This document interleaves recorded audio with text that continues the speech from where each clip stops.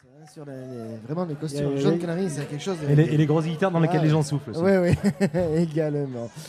Mon cher Amédée, vous êtes bienvenu à Créon avec nous suite à cette grande difficulté que nous avons eue à Toulouse. Absolument, Christophe, je suis venu avec vous. Ah. Bonjour Créonaise, Créonais.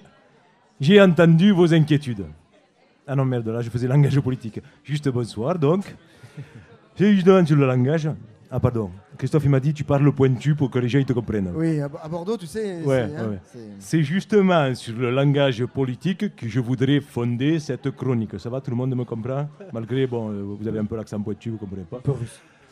En sport, nous dirions que la gauche a pris ce qui s'appelle techniquement une bonne branlée aux dernières élections. Un peu comme Biarritz dans le top 14. On voit mal comment elle va s'en sortir sans se faire trouer le cul une deuxième fois. Là encore, on parle technique.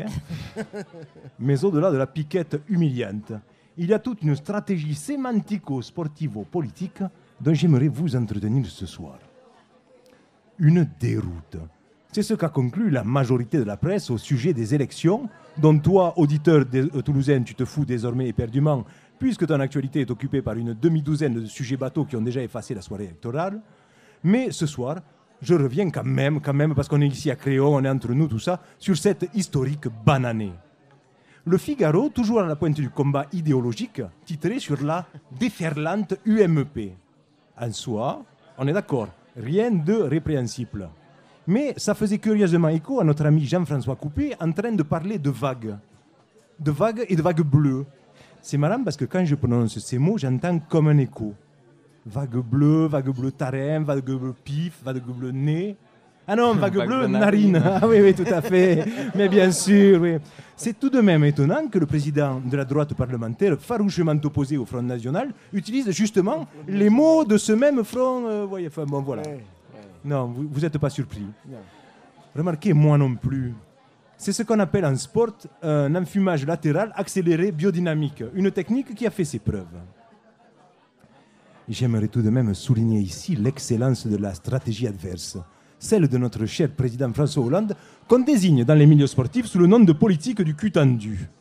Sérieusement, quand on le voit comme ça, nommer un ministre de droite dans son gouvernement qui n'a jamais été de gauche, on se dit, ça fait chaud au cœur comme il est couillon. Alors, de deux choses l'une, soit le type, il est persuadé que d'un seul coup, les électeurs de droite vont trouver qu'il est bien. Oh, il a mis Valls, mais c'était malin ça, il a mis Valls. Oh, je vais voter Hollande. Avant, je n'aurais pas voté, maintenant il a mis Valls, je vais voter Hollande. N'importe quoi. Soit alors, il cherche à évincer par avance un adversaire potentiel à la présidentielle. Ce qu'on appelle en sport, comme en politique, une tactique de merde. Avec pour seul résultat, on a gagné, les doigts dans le nez, on est élu, les doigts dans le cul. Excusez-le, ça c'est Émeric. Désolé, il fallait que ça arrive à Créon, évidemment. Alors Émeric, c'est notre chroniqueur de droite. Oui, on a été obligé.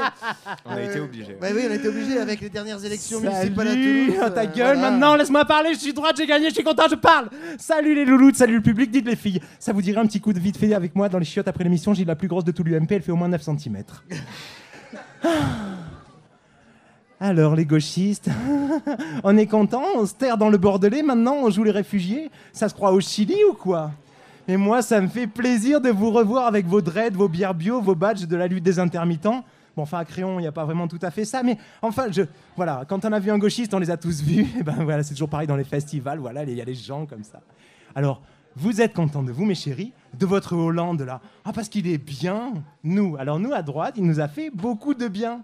On se demande d'ailleurs si on va pas se démerder pour le faire réélire la prochaine fois, tellement on est content quand il est là. Pensez donc, tous nos électeurs dans la rue, notre programme appliqué sans qu'on ait besoin de rien faire.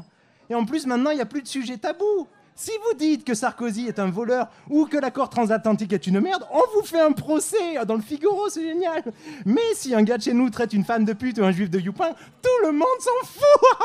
Il rigole et il continue à voter pour nous, c'est génial. C'est le pied. Vive le socialisme, vive la préférence nationale. Oh, la préférence nationale, mais c'est pas un petit peu du langage d'extrême droite, ça? Mais je veux, mon con. Et là aussi, c'est génial. Parce que le FN, ils ont réussi à nous piquer quoi? 10 mairies. 10 mairies, genre la mairie de Bouzeux avec des vieux racistes qui puent la lavande et le pastis, ou alors si c'est des gens du Nord, à force d'être consanguins, tu sais plus quelle langue ils parlent, mais nous on s'en fout parce qu'on fait notre beurre avec eux. Alors Les 2-3 élus du FN qui savent lire et écrire, ils vont nous rejoindre dans 2 mois. Les autres, ils vont finir barricadés dans leur mairie quand les vieux auront compris qu'ils savent rien faire qu'agiter les éléments de langage refilés par la marine, là. C'est tout bénef pour nous, je te dis. Et nous, ça nous coûte quoi de faire semblant d'être raciste ou anti-PD? En même temps, on n'a pas à se forcer, hein. Mais nous, on continue à engranger le blé. Tout va bien, souriez les gars, vous êtes fumés. Et je veux aussi vous dire que... Émeric, ça suffit! Mais enfin, Tata... Ah oui, ça, c'est Vulvinia de la Calimole. Je l'adore. Dans l'émission, c'est notre passionnariat. Tata, c'est pas juste. Chaque fois que je fais une chronique, tu viens me couper. J'aurais dû te couper bien avant. J'aurais dû te couper à la naissance, sale petit macho égocentrique. Je sais que tu as eu une enfance difficile au château des de la Mouille, mais tout de même, Émeric, tu étais un enfant si charmant. Tu étais un enfant si doux, si tendre. Vulvinia, vous n'êtes pas ici pour régler les affaires de famille, s'il vous plaît, Vulvinia. Mais peut-être que si, justement. Peut-être que je suis là pour régler les affaires de notre grande famille de Français tous ensemble. Aujourd'hui, je ne crie pas, je ne vitupère pas. Aujourd'hui, je fais le silence. Le silence triste de voir un idéal grandiose se fracasser sur les récifs de l'indifférence générale sponsorisée par les multinationales polymédiatiques. Aujourd'hui, je pleure sur un changement qui n'est pas advenu. Aujourd'hui, je pleure sur l'espoir de réconciliation, d'ouverture et d'intelligence. Je suis malade, complètement malade, comme quand François me laissait le soir, tout seul avec mon désespoir. Je suis malade. Ta gueule, Tata. C'est vrai quand même, Madame Vulvinia, ça fait très très mal aux oreilles, vos conneries là. Ah oui, vraiment?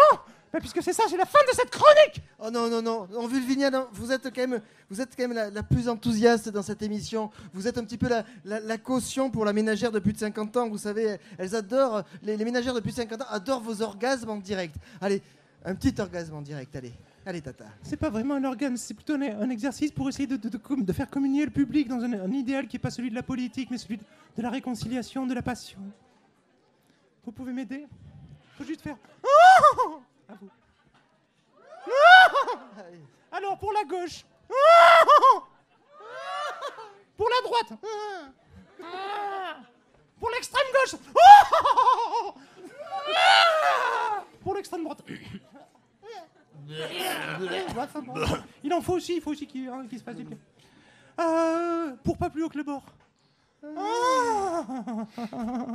Pour l'avenir.